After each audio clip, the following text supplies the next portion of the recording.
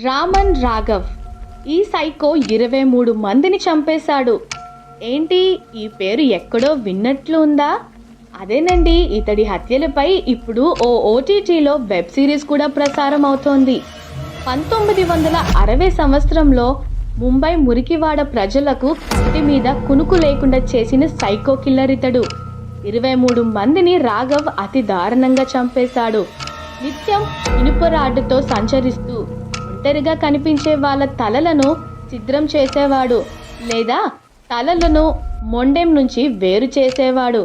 వీధి కుక్కలను సైతం రాడ్డుతో బాది చంపేసేవాడు. ఇతడు ఓ రోజు పోలీసులు అనుమానంతో అరెస్ట్ చేశారు. ఆధారాలు లభించక వదిలేశారు. ఆ తర్వాతి రోజు నుంచి మరిన్ని హత్యలు చేయడం మొదలుపెట్టాడు. ఇతడి వల్ల ముంబైలో లాక్డౌన్ కూడా విధించారు. రాత్రి వేళల్లో బయటికి రావద్దని హెచ్చరించారు.